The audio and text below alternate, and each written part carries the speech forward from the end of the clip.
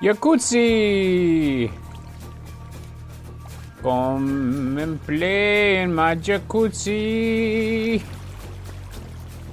This is so fucking beautiful to me.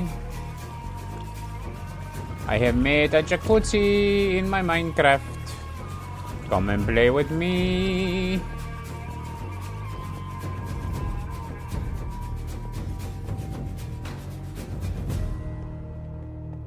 I've made all of this. I've created magic all by myself. Look at this. This is crazy. Was I having a laugh? No. I was having the giggles. Oh, I gotta fix this. I gotta fix all of this. This is not cool.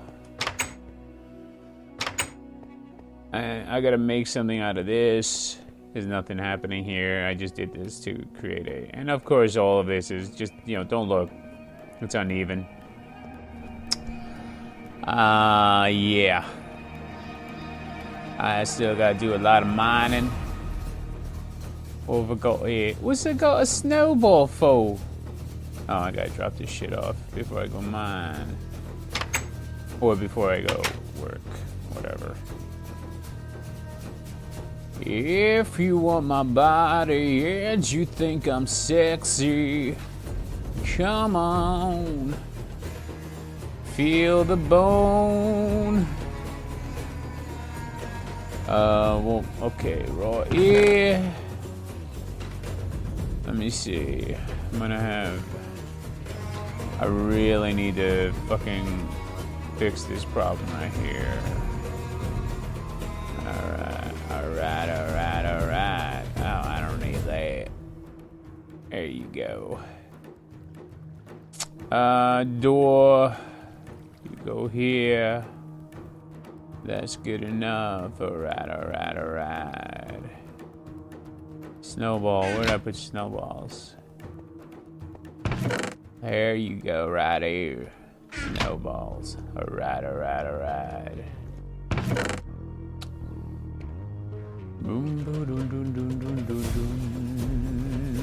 I need to get to the netherworld, man. But I made a huge mistake and I forgot I needed diamond pick, and then I used all my diamonds to make armor, and that I don't really need right now, you know what I'm saying? So I have to go find more diamonds because I am a fool. I am a fool in love with you. What else do I need? A little bit of torches. How much of this shit do I got?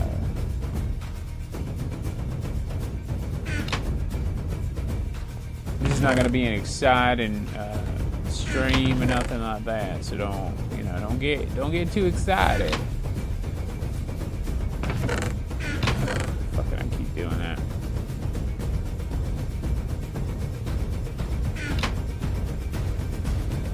There we go. Alright. Boom, shalaka, like a boom.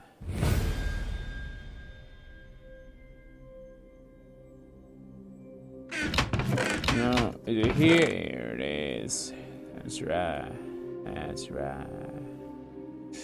Oh, this is where I've been putting the cobblestones. Okay. I want to bring more of this with me so I can go on an excursion.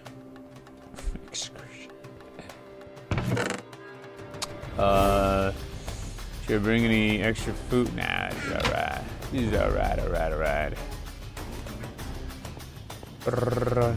Actually, before I go mine there, let me go finish what I was doing here. Now I actually have to fix this right here. I gotta move this in right there. So I'm gonna do that first. Because when I was constructing this thing right here, I did not I accidentally... Although, I mean, I could leave it like that. It kind of looks cool like that, but then there's no other side that's has that design. That's the only problem with it. I do kind of like the look of that, though. I don't know. And also, this is uneven because when I was putting it together, I didn't think I was going to put another side on it, and blah, blah, blah, blah, blah. So, I fucked that up.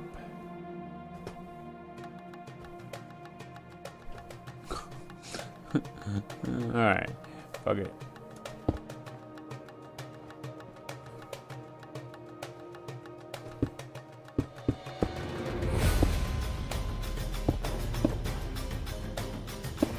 Bum bum dun bum bum bum bum. Alright, now the question is, do I want to close it or not?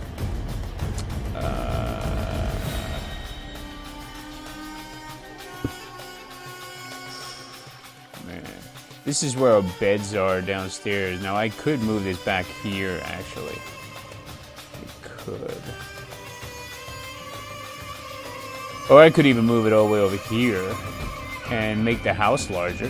I could do that. I could. That's not a horrible idea, you know. Kind of extend the whole thing.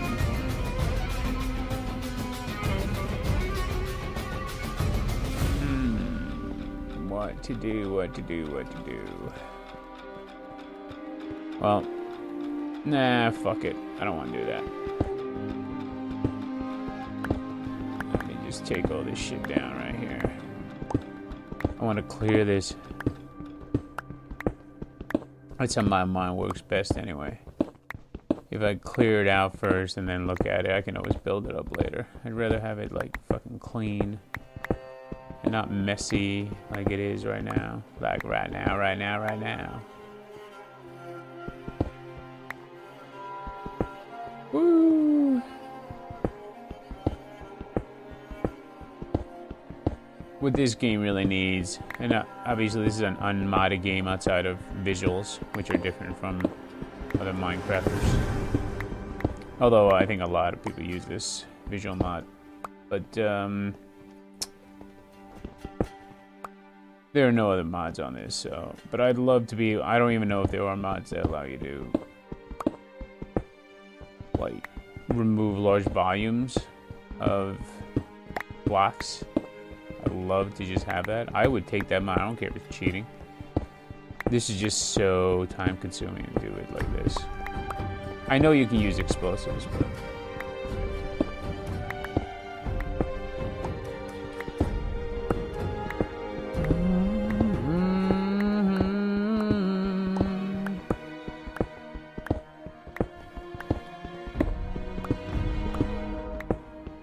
Resurrection shit, man. Fucking Battlestar Galactica. It's just a cool fucking show.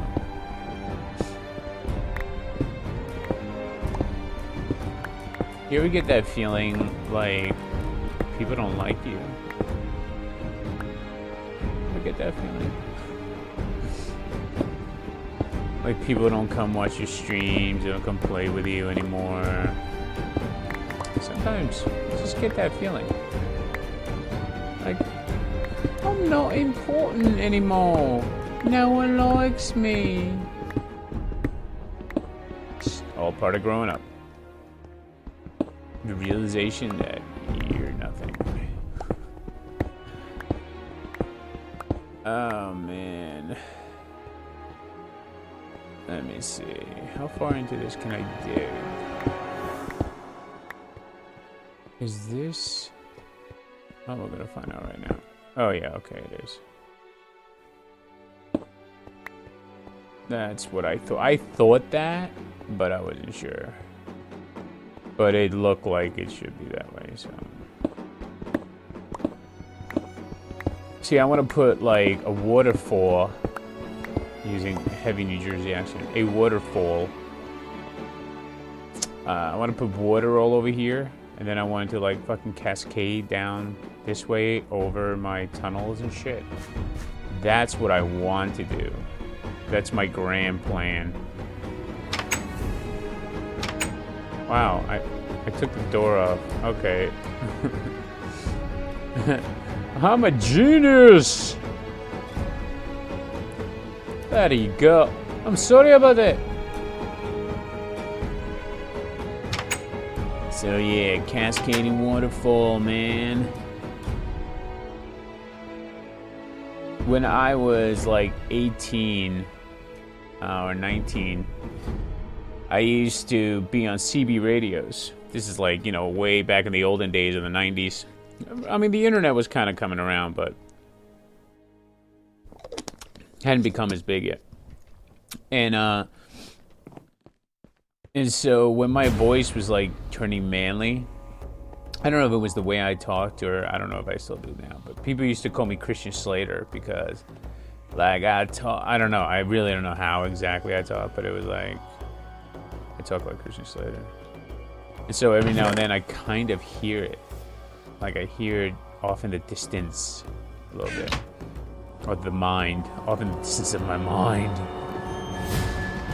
And I go, oh yeah. Maybe a little bit. If you even know who Christian Slater is anymore. Because you youngins, you don't know nothing. You'll know nothing, Jon Snow.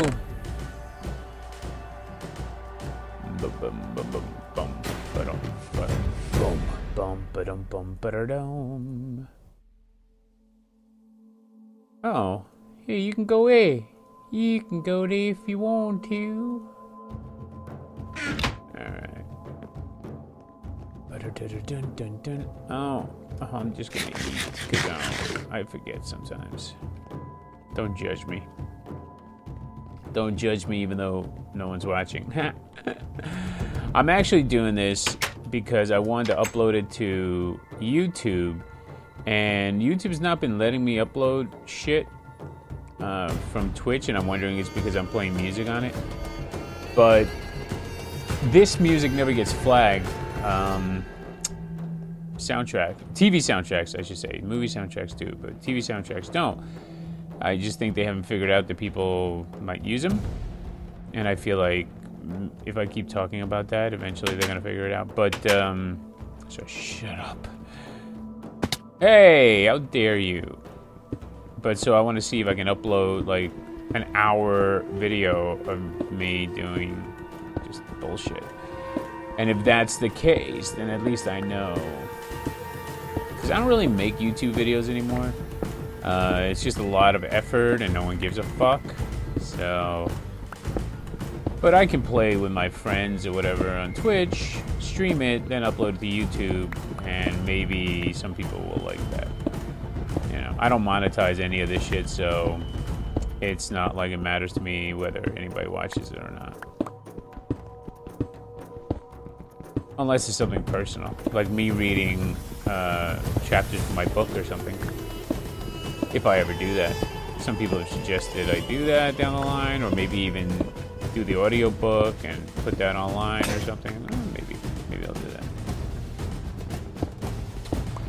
But I still have to finish it. I think I'm going to finish the first draft in May, like first or second week of May. It may get delayed a little bit because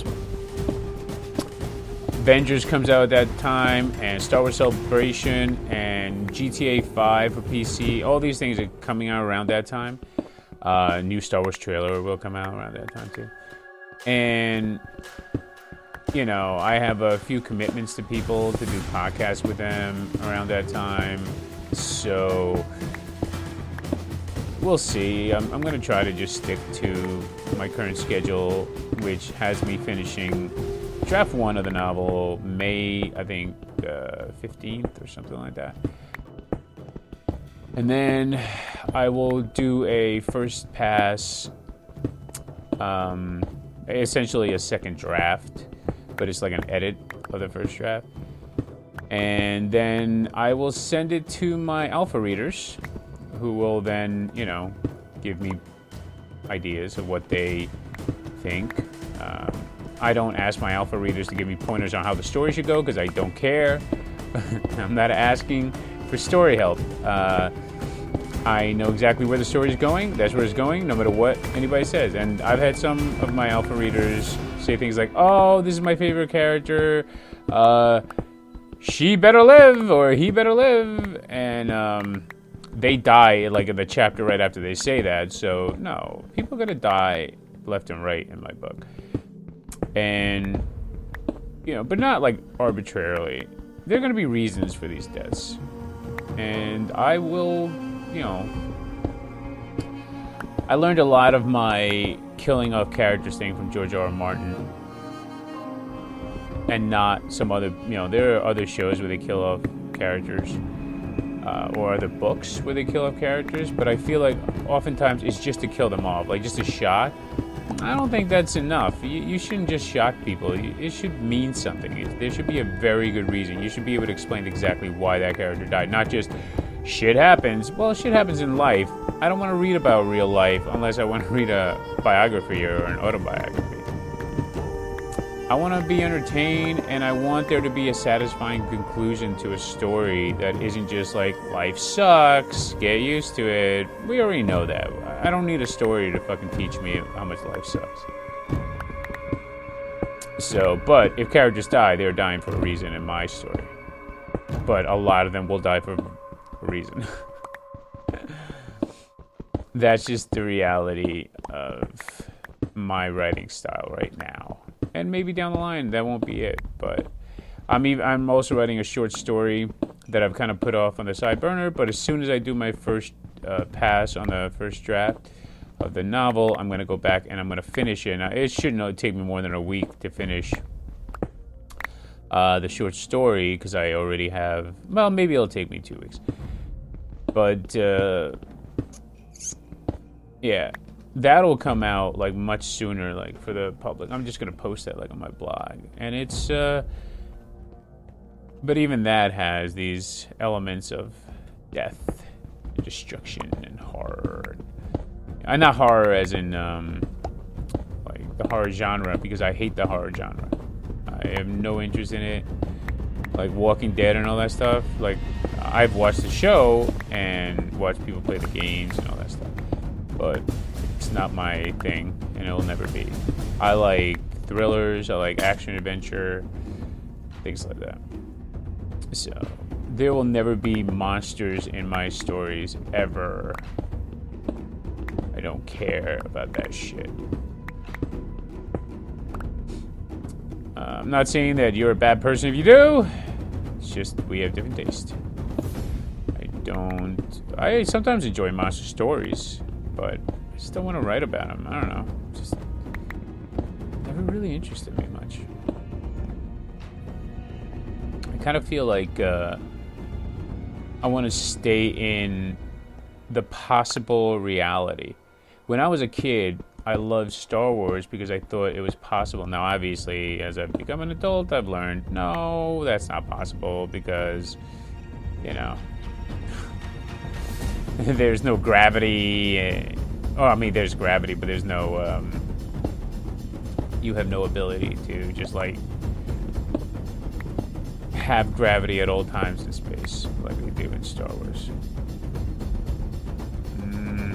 I don't see, this is a design flaw right here and it's my fault. I did this. So anyway, I want to make things that seem possible, and like the novel I'm writing now, yeah, it's action adventure, it's sci-fi. Some could say it's fantasy because of things that happen in it that they would say, well, why would that? How could that happen? Well, I've actually thought of how it could happen, and I have a whole backstory to how it could happen, and I have a logic behind everything, and I will explain it, but I'm not going to throw it at you. That is one of the things that I love about having alpha readers is they will tell you things like, yeah, this is really great detail, but I don't need it. Like, you don't need to explain that to me. And I like that. That's like great feedback from an alpha reader when they say, like, I don't really need to know this because it's actually too much information and it didn't contribute at all to me enjoying the story. And I go, okay, great. And then if people down the line want to know that, well, I have that information. I could write it and I can make another character like talk about something related to that. And George R. R. Martin does that really well, but it's something that I've never done before, so, you know, I was often stuck in this old style of storytelling where you kind of over-explain things. And I'm really liking not doing that. To just be like, okay, well, this is a reality, just deal with it. And if you want to know, don't worry, I'm not just fucking making up out of thin air. Well, I am making it up out of thin air, but I have a logic behind it, and I have an entire backstory that goes back farther than you can even imagine. Like, for the novel, I've written a backstory that is probably as long as the novel will be. And it's all in this outline. And I said for a long time, I spent years creating a backstory that most people will never know about or hear about, but it's for me to go, okay, so why did this character do this? Why are they here? How did they get here? In case I ever want to tackle that. Because I can't stand when they do these like magical solutions to problems in stories. When it's like, oh, and then they're just here. Well, how would they end up there? That doesn't even make any fucking sense. I'm that kind of reader, so I do that all the time. So at least if someone ever says that to me, I can go, well, this is why. Bada boom! Hey, how you doing over here?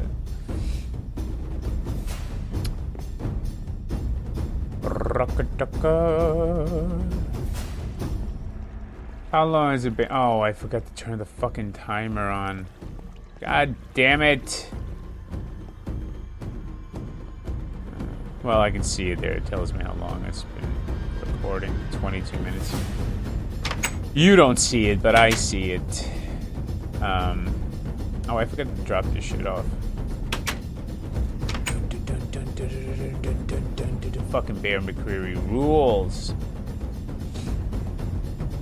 Sorry about the sniffle.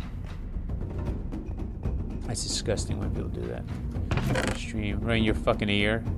Right in your fucking ear.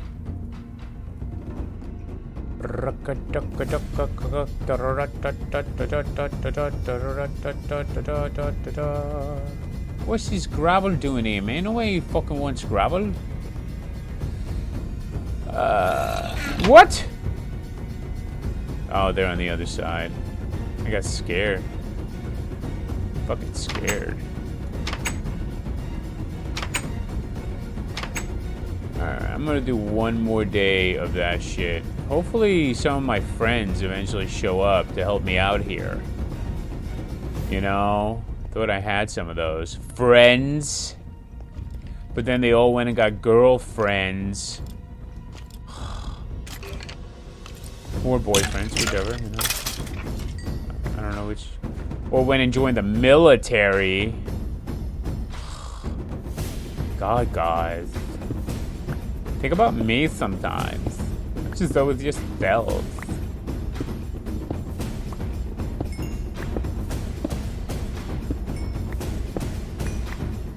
Bum bum bum ba-dum bum. Ba-dum bum bum bum bum. Da-da-da-da, da-dun, da-dun, da-dun. I found some black stuff. It is a wonderful thing. I found some black stuff. He's in the ground, he makes fire. Hello, black stuff. I like you. Won't you say you like me too?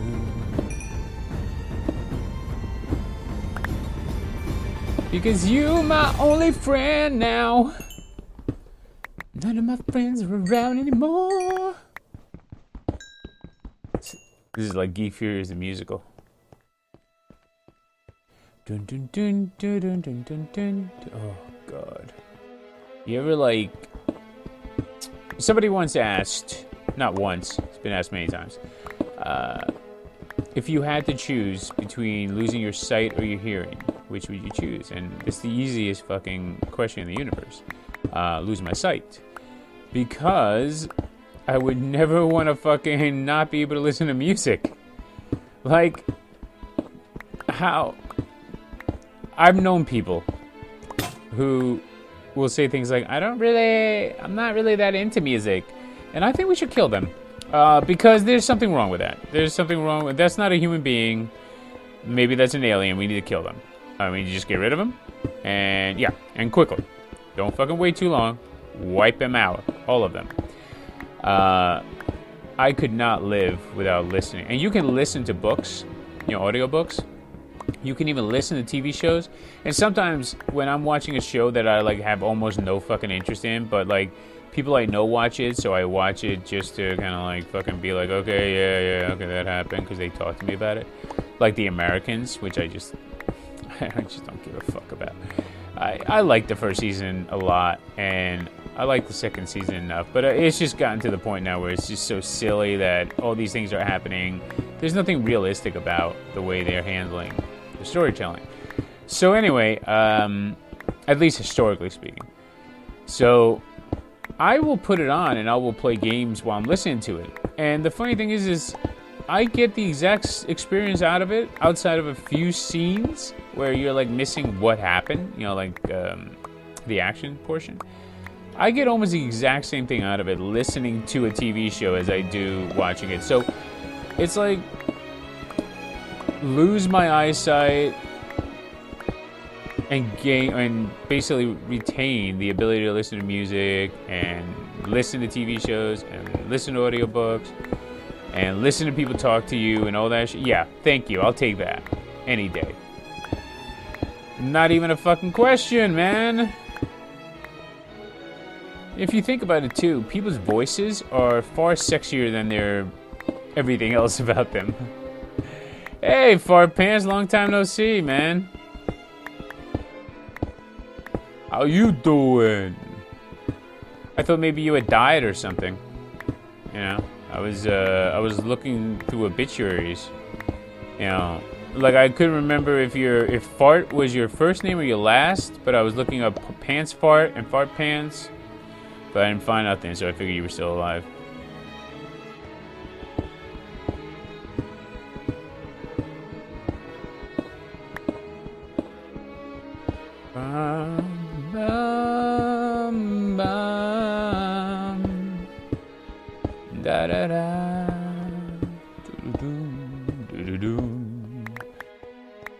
Sometimes there should be singing along with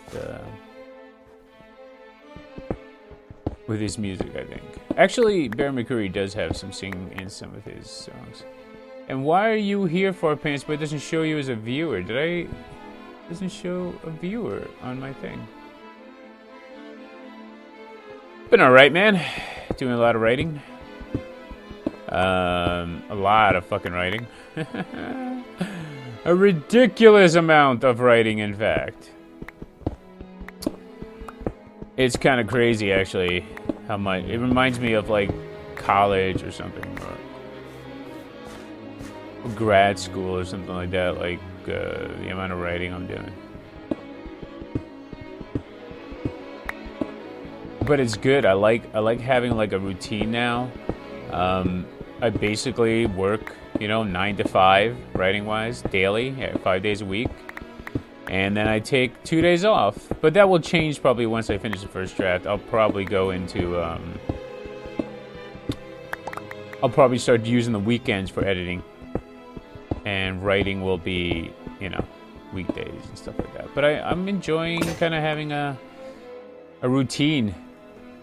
Prior to that, I was writing, whenever I felt like it.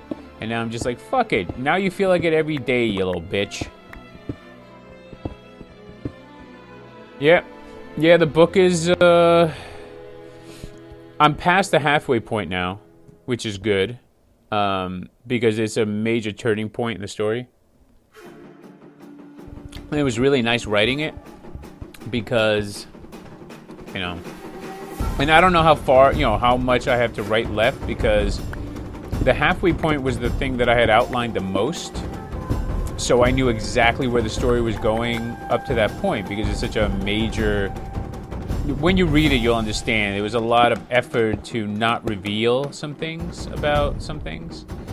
And So I had to really like structure it so that it wasn't, I don't know. Well, you'll understand if you ever read it. But now it's like freedom. Like I already know, again, I've said this before, I outlined all of it anyway. But there are these character beats that I haven't outlined. And I left them to kind of just happen naturally after the halfway point. And that's been really freeing to write. And a lot of fun because sometimes they're just doing things that I didn't think about doing it that way. It just happened. The other day I was writing a character, and something happened, and I was like, what? And I realized, oh, I'm writing it. What do you mean, what, dude? You're the one writing this shit. How? But I was like surprised that a character had done something.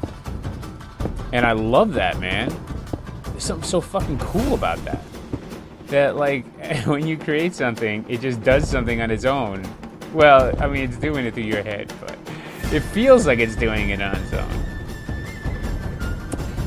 And that's fun, you know. And obviously, it may be that I'm doing this just, I mean, it's a complete waste of time. No one will ever read it, but for some reason, it doesn't matter to me. I'm gonna tell it anyway, whether you read it or not. Whether you read it or not. And that's the advice that George R. R. Martin gave. Was, you're not a writer until you finish something. And I'm gonna finish something. And you're probably not telling a story worth telling if you're not gonna tell it unless someone reads it. So, thank you, George. Yeah. Well, it will, as I was saying earlier in the stream, Carpants, it will be done in May. I will finish writing. I will finish writing it in May, and then I will go through my first draft. Probably by, I want to have it done by June, middle of June, and then send it out to my alpha readers. Basically a once over on the first draft. And I'm expecting that I will probably edit it until September. I mean, that's just, you know, reality for me because of the way I write. I write messily at first. I write just like, I mean, I sound like a fucking infant when I write my first draft because I am not worrying about prose. I'm worrying about getting the story and characters and things like that. I don't give a fuck about prose, and because that gets you so caught up, you'll never write. Like this short story I was writing, I've been writing for a while. It took me so long to like get into the flow of the prose that it held me back, and I was doing the same thing for my novel. That's why it's taking so long, and I just said, fuck this. Write like a fucking infant, and then fix it. And so that's what I'm gonna do. So, but the fact that people like, see, here's the troubling thing. I was talking to somebody about this yesterday. Is that I would say almost all my alpha readers, outside of the ones who haven't said anything, like the ones who said they were going to read it and didn't, which is fine. You know, hey, if it's not catching you or if you just don't have time, don't, you know, it's no big deal. I'm just not going to call on you again the next time. And I have several readers now who are very cool, and they actually read it.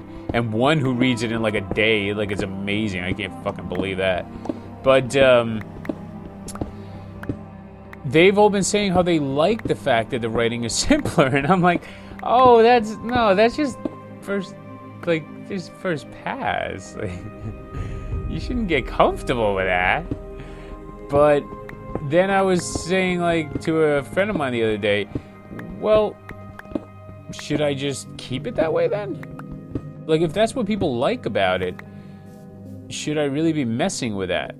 Maybe that's what will get more people to read, is that the prose isn't complex, you know, that it's almost like a YA novel for adults, because there's cursing and fucking sex and all this horrible shit in the book. So I don't know, I'm debating that. And I may even take it to a publisher in that form and say, hey, can this pass?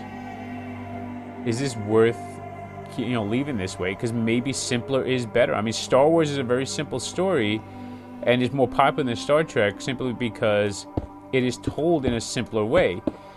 Some would argue that Star Trek is the superior story, but less people engage in it than they engage in Star Wars. And maybe that's because Star Wars was written kind of for,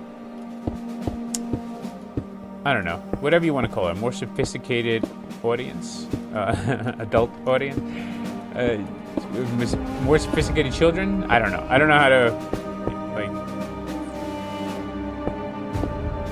it's a simpler story. That's it. That's all I'm saying.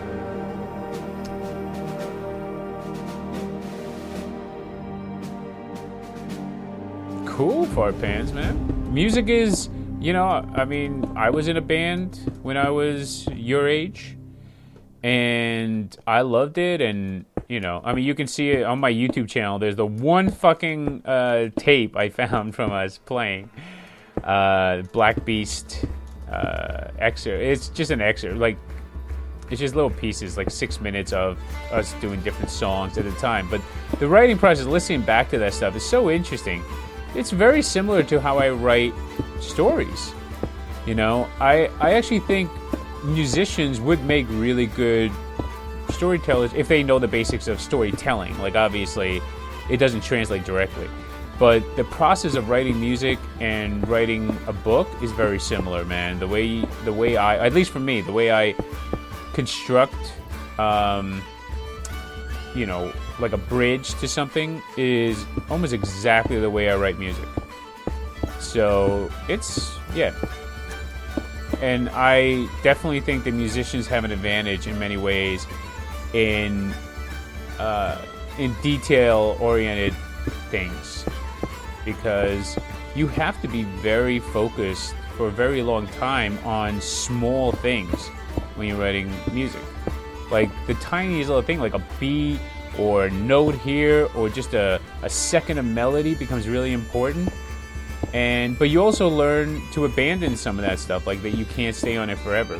And that's a reality. Like if you stay on something for too long, you'll never finish. So you have a lot of people who are very judgmental about, like, oh, why did this game get put out in this state? Or why wasn't this movie better? It could have been so much better. Time. Like, you can't just stay on something forever. And growing up has really, getting older, I should say, has really taught me that sometimes you just have to move forward. Like, you can't stay on it forever. You can't make it perfect, because in the moment that you're trying to make something perfect, whether it be a song or a story, the inspiration will pass you by, and you will forget why you were doing it in the first place, and then you just start going through the motions. And I think that's what happens with some of these older bands. Like, as they get older, they're like, well, where's my inspiration that I had when I was younger? Well, you weren't thinking about it as much. And so you just move forward, and you didn't nitpick how horrible what you were doing was. So when you write, that's, if I had any advice as a musician, a young musician, write it and then move on and fix it later if you have to, but finish the song first. Finish it, then fix it. Finish it, then fix it. Don't fucking try to make it perfect along the way. And in fact, if you read some of the stuff Metallica was doing back in the day, like when they made those first 4 or 5 epic albums, they did a lot of, like, where they write a song. They still kind of do it today, but they're not as successful now with it. But I think because they overthink it now. But they would just write, and then piece it together. That's how Master of Puppets, one of the greatest metal albums of all time, some would say arguably the greatest metal of all time, was written. They wrote pieces, and then they just put them all together until they worked. What kind of music are you playing, Fart Pants? What kind of band is it? Is it like rock and roll? Is it metal?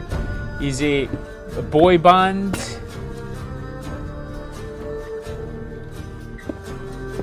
And when you have something to show, I'd like to hear it. And are you guys going to become huge?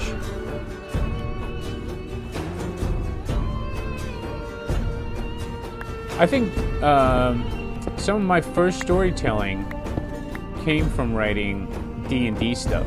And I used to be a dungeon master. And funnily enough, a lot of writers, especially fantasy or sci-fi writers, were D&D Dungeon Masters. Of course, this was like in the 80s when I was a kid, and we were doing. But that's who I was. I was almost always the Dungeon Master. Oh, Blink and stuff like that. Yeah, but I don't consider that pop. It's rock. Maybe pop rock, but it's rock. I don't think Blink is actually. I don't think that's actually pop at all. But maybe popular music. I don't know. I know that, but the way I think of pop is like more electronic.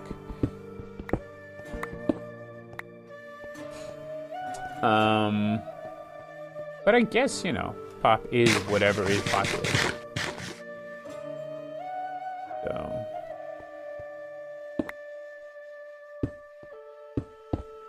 Like, I'm not a huge fan of Green Day, but I don't know if I consider them pop punk. I think I just consider them like punk light. I kind of grew up with punk, like what I think punk is. And so when you hear these, I guess what you would call pop punk, to me it's just like, I don't know, it's like some other form. I think it's more like, it's almost like glam punk. Like we had glam metal. It's kind of like glam punk than anything. But that's not. I mean, that's the thing with genres is like, there's so many genres. You ever look at the metal genres? It's ridiculous, man. It's like 500 fucking metal genres. And you're just like, and then you have a discussion with somebody. You go, oh yeah, I love power metal, like Pantera, and they're like, oh, Pantera's not like power metal. Well, you say I love thrash, like Pantera. Pantera's not thrash. Well, the hell they aren't. They were born from that era. I mean, they changed their sound. They were kind of like almost glam metal-ish sounding for a while. And when they changed, they were changed by the thrash metal movement, and then they created their own kind of genre. But you can still put things in another genre, and I think it also comes down to like how sophisticated is your definition of something. As they teach you day one when you go to a sociology class, the definition of the situation determines everything. And that is true. One's definition can be completely different from someone else's. But how those definitions collide is what makes all the difference. And that, when you are writing, if you decide to write a book or something, always think about that. It is not your definition of the situation. It is your character's definition.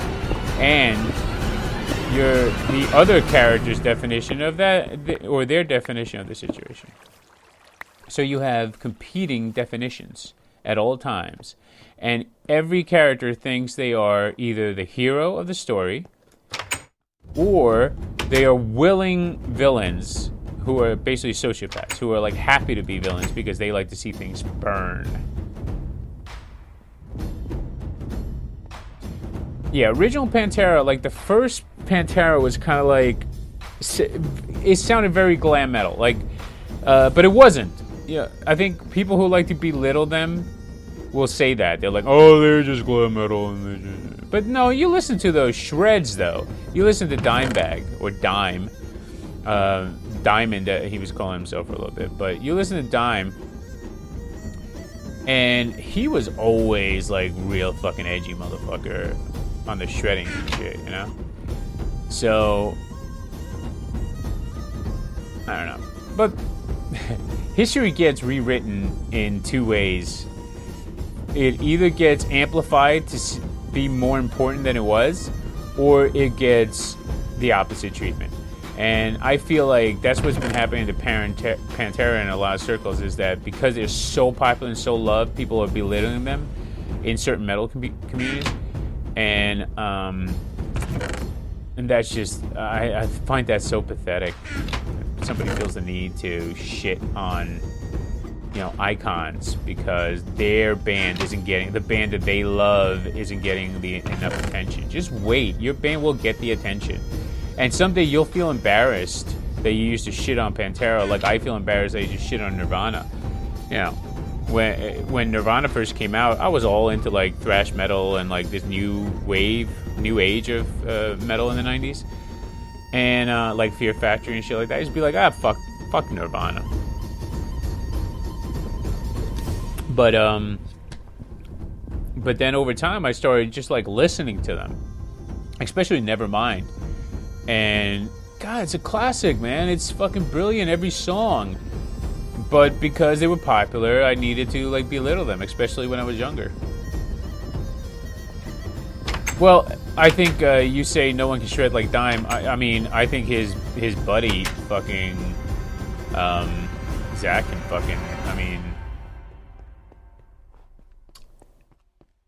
there's actually a lot of guys who can shred.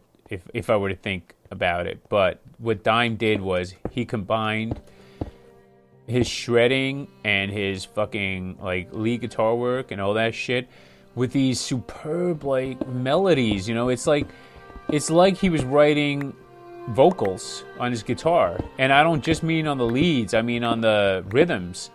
It's amazing. You listen to that shit, and I think that comes from the fact that he was a huge Van Halen fan, and Van Halen is so much about and Metallica. Van Halen and Metallica are all about those vocal melodies. And you might say, like, well, not early Metallica. No, just listen to those vocal melodies. Even when Hetfield is barking something on, like, Battery, there's a melody to it.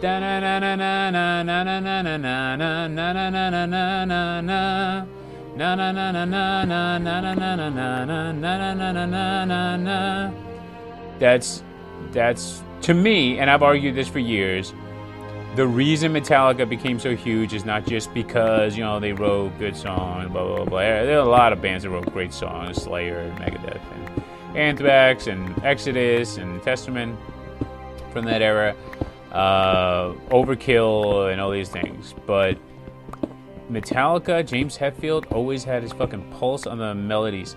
And same thing for Van Halen. Either iteration, I'm not counting the third one because that would barely last him, but all vocal melodies, man. Fucking experts. And that's Pantera too. Pantera, they have a singer in Pantera who is a really good singer and has a great sense of melodies, and then you had this great guitarist who also had the same sense of melody on his guitar. And, you know, I'll go into a blood fight with someone over that. Someone who wants to argue against that. Because I believe it. I'm spending so much time just fucking taking all this away. Not enough mining. I'm gonna run out of equipment soon. Yeah, he hit octaves and stuff, and I don't know, he used a guitar in such an incredible way. It was like John Entwistle playing his bass like no one else. Yeah, or Cliff Burton for like Metallica or early 80s. Cliff Burton was such a interesting guy. You know, and I can't agree with some people who say that Cliff Burton gets too much praise because, you know, he died at 24. I mean, he was fucking 24 when he died. It's incredible. I can't believe that. But he was doing things with his guitar that were, with his bass, that were just really unusual. And there were several in the early 80s especially. There was like this movement of bass players who were doing weird shit, you know? And then you kind of lost that. There's been kind of a loss of respect for the bass player. They used to be like Metallica right now has an incredible bass player, and you barely know it because they only give him a couple moments to shine on, or only gave him a couple moments to shine on Death Magnetic and Beyond Magnetic. You know, and it was basically the same riff. Like if you listen to on Cyanide and I think Rebel of Babylon, he gets a little boom, boom, boom. It's almost the exact same riff that he plays over those. So the only time they give him something to do, or the only thing in The Day That Never Comes, he gets that boom doom doom doom doom doom doom doom doom doom doom doom doom doom doom doom, and then they play over that. So and he starts off that instrumental on Death Magnetic, but they don't utilize him enough. And in Infectious Grooves, he was so fucking amazing, and Suicidal Tendencies and all that shit. I don't know. But when you look at Cliff Burton, going back to Cliff Burton, and you see like videos of him, to me, he looks so much older than he was. You know, that's why he was kind of like, and people who knew him have said this too. He was kind of like an old soul in many ways, like the things he liked. You know.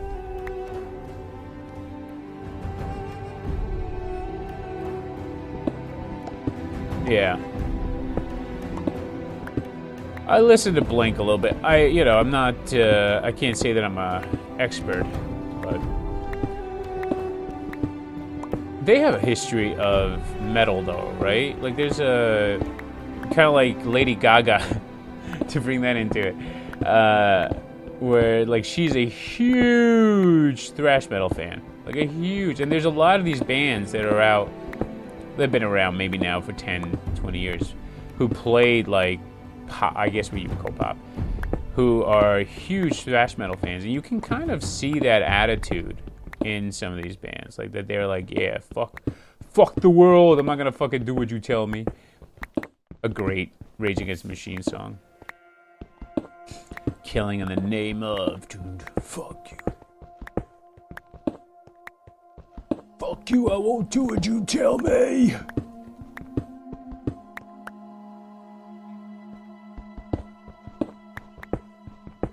How long have I been streaming? 51 minutes. All right, I want to go at least an hour and then see if I can upload that shit to YouTube.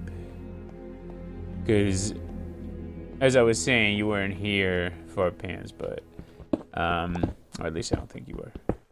I was saying that I wanted to upload this to YouTube because I've been trying to upload other videos to YouTube. And it seems like if they're flagged by, I don't know, some of them just won't upload. Like no matter what I do, and I think it may have something to do with the music. I don't know, because I'm always playing music in the background, so I'm going to try to do this with music that never gets flagged by YouTube or anybody. And that's Battlestar Galactica for some strange reason. It doesn't get flagged. Yeah. Tom DeLonge. Is that because he had a DeLonge penis? Oh! I'm an idiot.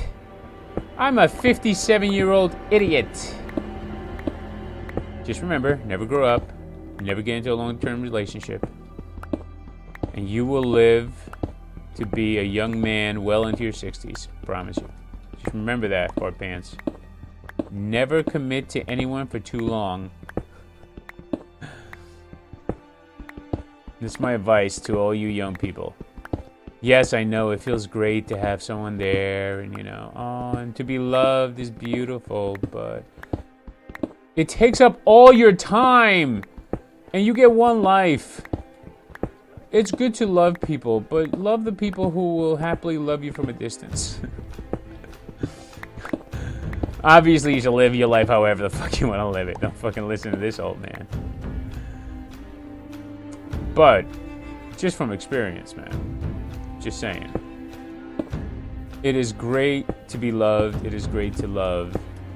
But it may be better to be in full control of your life and not have to answer to anyone. That's at least my view on it. And people keep saying to me, but someday you're gonna meet that girl. Like, dudes, I haven't met that girl in fucking 30, whatever. I haven't met that girl. And I've met some amazing, you have to understand how lucky I have been in the game of love. Like, the women that I have dated are amazing. I would say all of them. Even the fucking psycho one was brilliant. That's why she was crazy, because she was fucking brilliant. And just talented, like, you wouldn't believe, man. Why is this like this? Who the fuck did this? Who did this? Did T-Pave do this? I don't like this. Oh my god! Somebody did that. I don't know who did it. Oh, it may have been the Pellies. Still, I don't like it. I don't like it. Why are you guys messing with my house? I kid. You guys can mess with my house. It's okay. So nice to finally have this clear right here. Now it's gonna take me a month to fucking fill in the holes. And I gotta take down this shit right here. Oh my god. This is ridiculous, guys. I need help.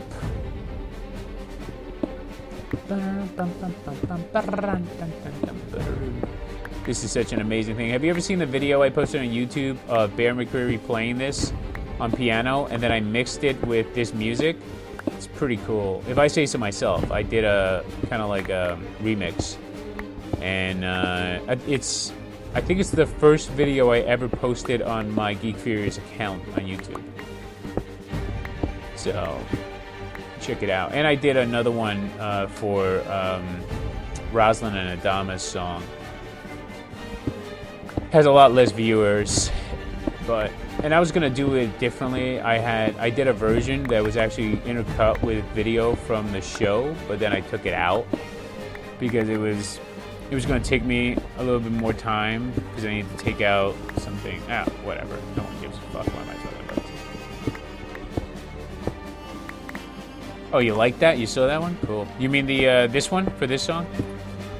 Yeah. I loved that, and I love doing it, and I wish he had done more of the song. Like, there's the song The Signal, or the track The Signal, I should say, from the soundtrack of season 4 is one of my favorite, but he didn't play that on piano, so I would have loved to have fucking done that, because I just love The Signal so fucking much, man. And there are others. There are other, like Mandela in the Clouds is an amazing fucking track. Oh, so fucking awesome. And I've used it, in fact, several times in Arma videos. Yeah, I'm ready for baseball, brother. It's gonna be weird because I obviously I grew up, as a Yankees fan with Derek Jeter and those guys. So this is the first year that no one from the 90s team that I loved, or 90s teams, is there. And it's like, when back in the day, like when what's his face, Yogi Berra was like the last of the, or was it Yogi Berra or Whitey Ford? It was the last of those like 30s, 40s teams or whatever. But at least then they had the 40s teams, and then they had the 50s teams, and they had the beginning of the 60s, and then there was like the end of like the Joe DiMaggio and Mickey Mantle runs and all that stuff. So it's kind of like dealing with that, like, oh wow, our era is over. Just over, man. And we'll never have that again. Like, there's never going to be another Derek Jeter. There's never been another Mickey Mantle. There's never been another Joe DiMaggio. There's never been another Lou Gehrig. So it's the end of an era, and I'm happy to have lived through it. I'm beyond happy to have, to have the pleasure of watching one of the greats. But whenever an era like that ends, it's a little bit sad. I mean, you wouldn't understand because, you root for, losers. I mean, really, let's just be honest. When was the last time your team won the World Series?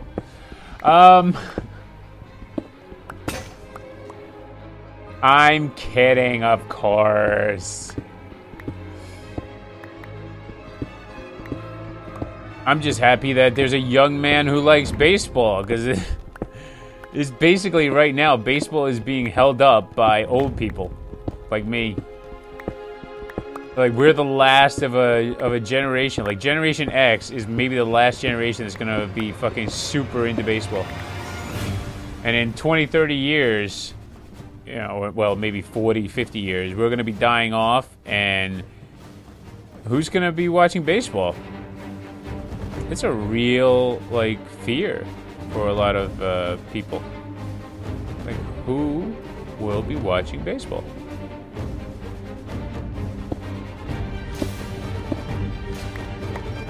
Yeah, tigers, blah, blah, blah. Nobody cares about the tigers!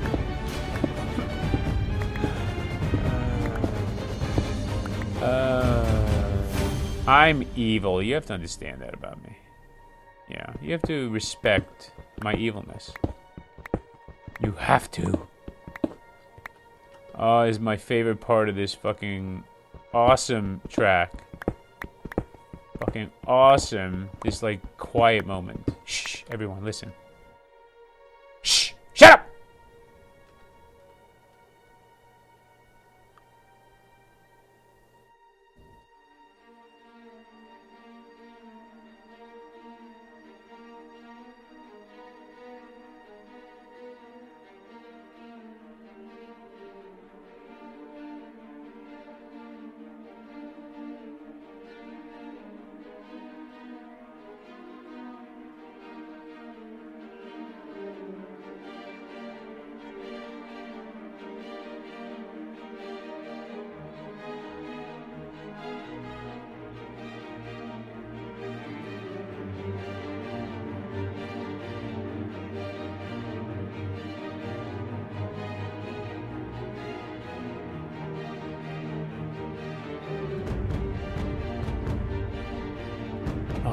So fucking awesome, man.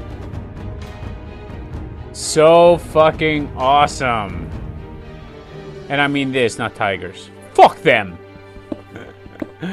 Oh, wait a minute. Shh, shh, shh, shh. Here comes another awesome part. Shh, shh, shh. Shut up!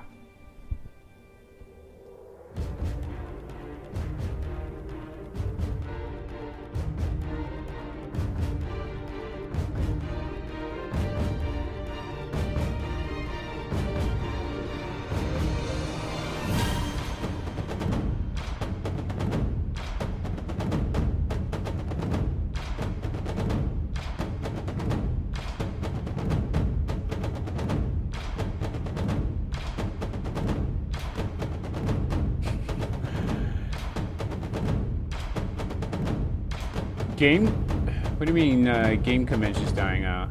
I told him years ago, like 5 game conventions a year. It's kind of bummer knowing. Yeah, conventions. That's interesting. I'm not as concerned about that because I think we're just in a kind of, we're in a time frame where social media and internet interactions are a big thing, like virtual interactions. I don't think that will last, though.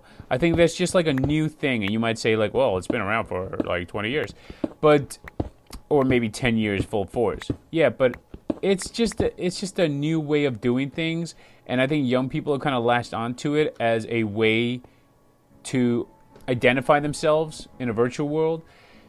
I think that will stop being cool in a few years. Like, I really believe that. I think that a new generation will be like, hey, we kind of want to own CDs, and we kind of want to own records, and we kind of want to own physical things. We don't want to do everything virtually. I think that there will be a backlash on virtual interactions, and virtual reality even will become more engaging as opposed to what we have now, which is actually less engaging on a personal level and more,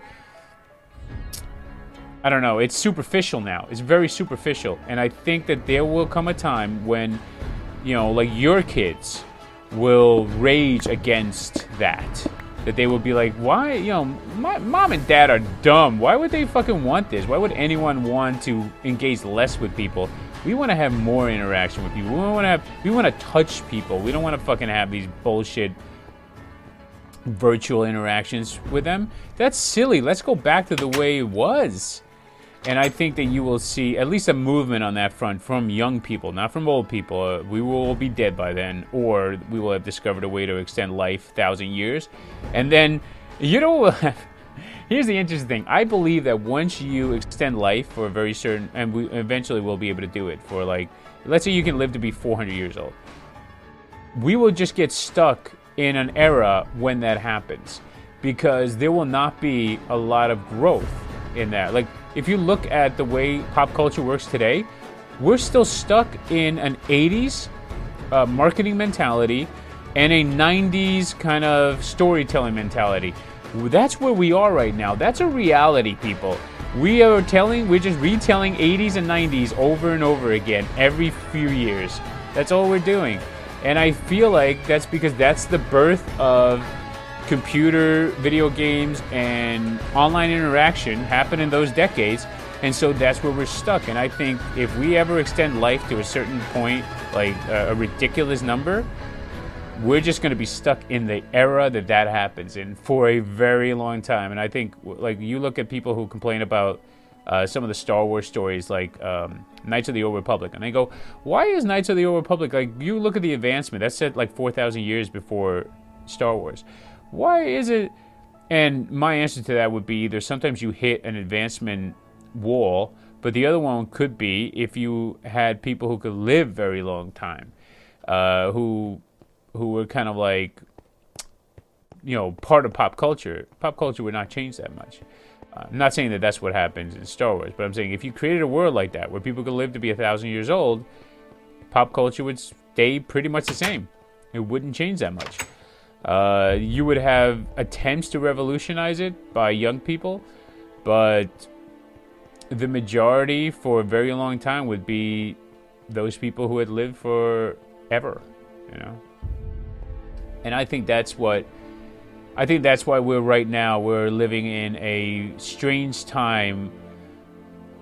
The biggest advancements are being made by, you know, older people.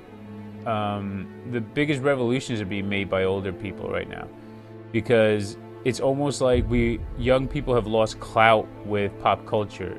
It's weird.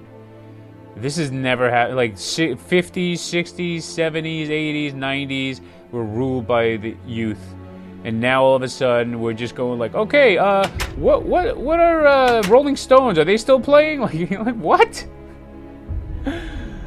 And then it's just riffing on that. Or Metallica. How is Metallica still like the biggest metal band in the world? Why isn't there another band like that? Well, that's the problem, man. It's a generational problem. I know I've been talking a lot of shit, but that's how I feel about it. I just feel people need to... I think social media has slowed down the advancement of pop culture, the advancement of youth, you know, of young people taking over. That's what we have always done. Now, I don't know if that's better. Maybe it is better that older people have more control now. Maybe that, I don't know, maybe that will help the world a little bit, you know. But I also feel like old people are stuck in their ways, and I'd rather young people move the bar forward, you know, for feminism and for race and all that stuff.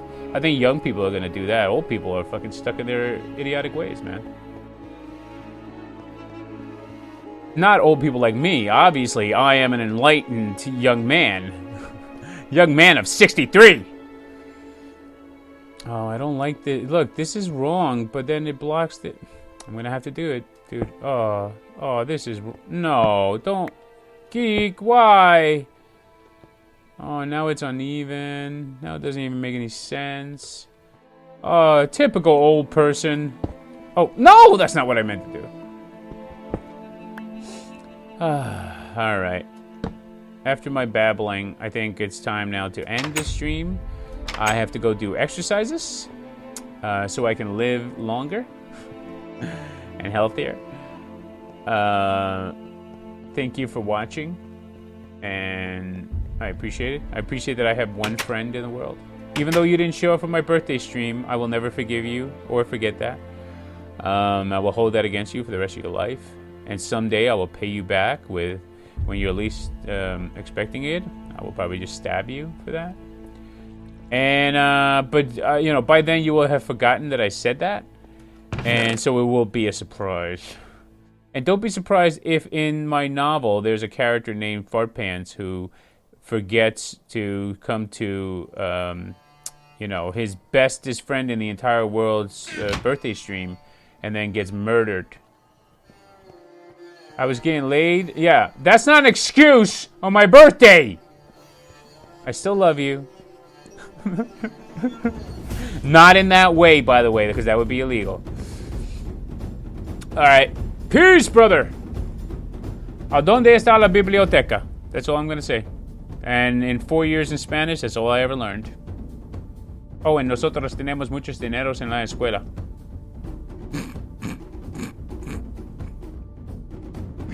Later.